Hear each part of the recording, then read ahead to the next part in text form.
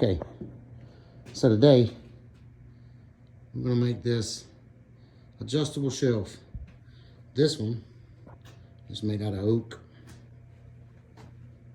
The shelves just slide in, move around, do whatever. It's not attached to anything, so it's wanting to fall over, but you see pretty much what it does. Today, we're gonna make it. We're not gonna make it this time out of oak. We're gonna make it this time out of poplar, but we're gonna make it. Let's get started. I just tuned up my miter saw. I usually do this on my table saw, but I just tuned up my miter saw, so we're gonna see how that's working, whether it's good or not.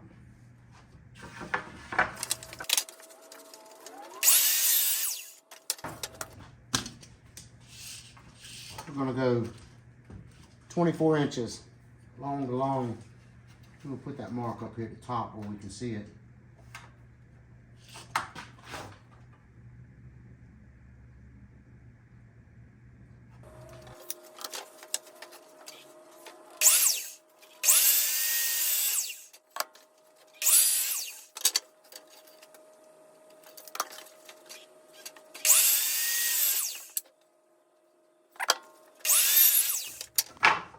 All right, on the top and bottom, long to long, we're gonna go 6 inches.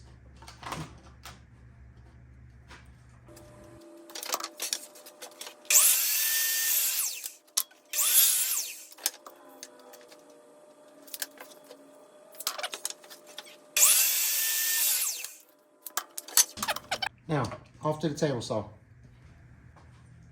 First thing we're gonna do is set the depth on our saw.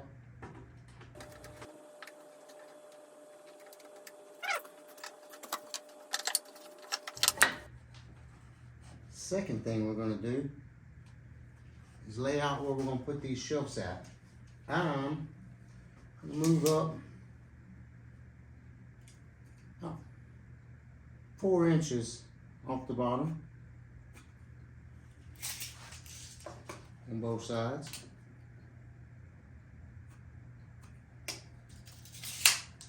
I'm gonna measure that. 14 and a half, be 7 1/4.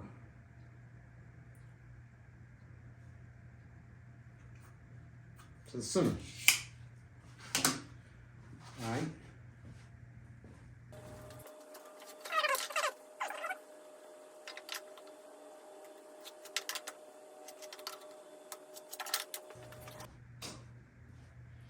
All right.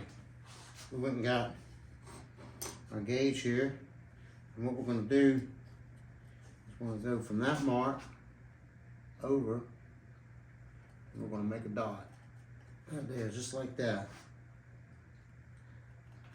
just like that, just like that.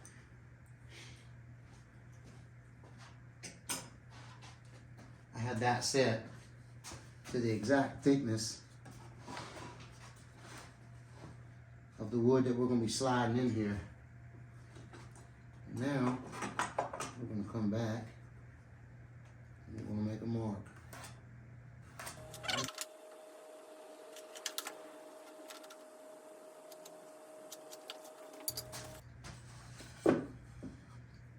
Right.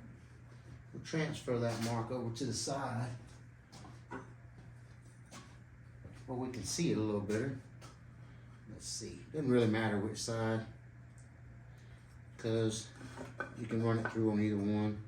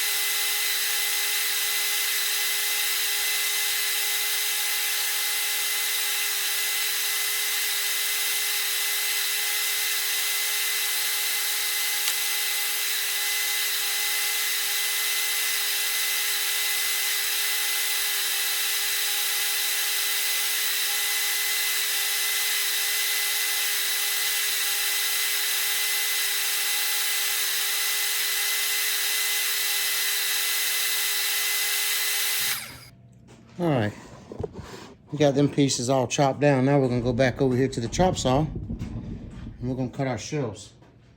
And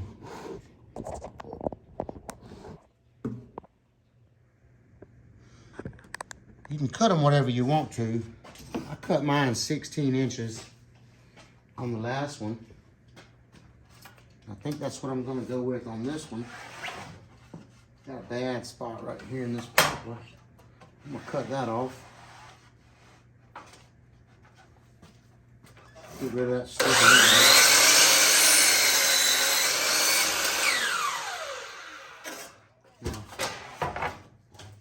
Now we're gonna go 16.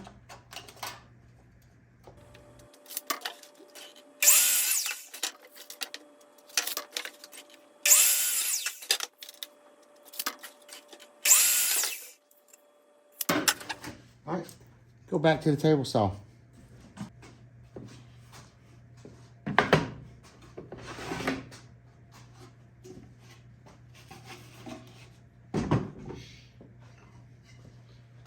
We're just going to check and make sure all these fit. Remember, you want them to be kind of snug right now at this point, because like I did on the last one, I didn't make it snug. I wanted them to slide before I started sanding, and this one is a little loose, as you can see. This one won't fit. We got to go back and touch it up. This one's a little tight. I prefer them to be a little tight like that than a little loose like that. That's gonna have to work. It's not bad, but I did go about a 16th too much. Let's check the other one. Let's see. Grab this pencil. We'll make a mark on that one. No go. Run it back to the table saw in just a minute. That one. Need to hit it again. That one's perfect. That one, like the other one, is too loose. So, we'll mark the ones that are too loose. We'll turn them opposite of each other. So, got one on this end, it's too loose. One on this end that's too loose. So as long as the other ones that are on there are kind of tight on that end, which this one don't work at all. This one is doggone near perfect. A little tight, but this one needs a little bit out of it.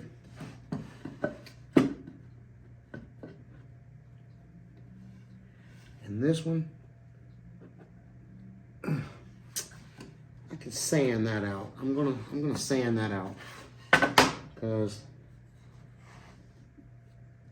this end is loose. So if I keep that one a little tight,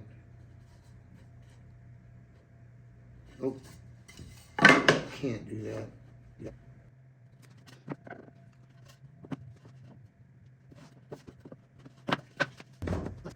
All right, so we know we've got to touch up this one and this one.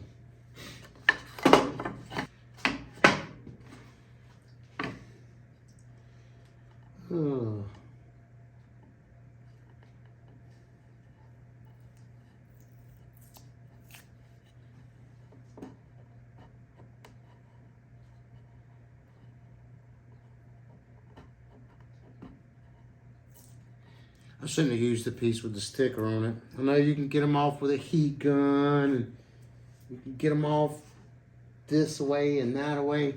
I'd rather just cut the sticker off and throw the whole piece away with the sticker on it. I hate the fact that they put these type of stickers on here to start with. It's just really aggravating when you're on a job site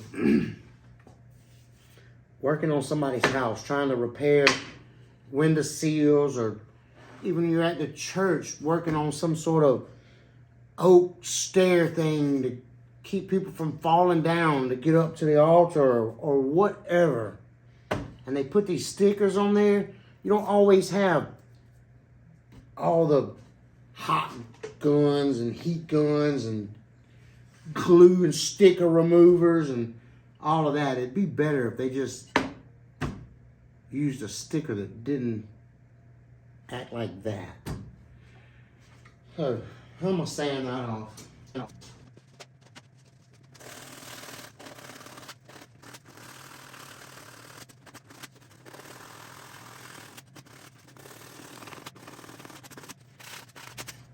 By the way, if anybody out there has any good ideas about what color goes good on this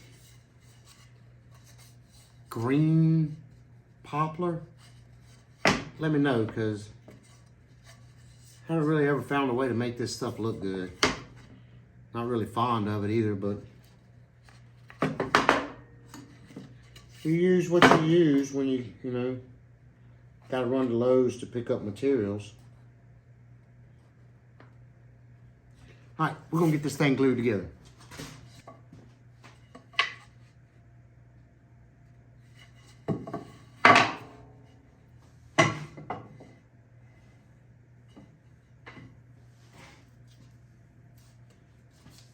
And we're just gonna do it like everybody else does it. Glue tape.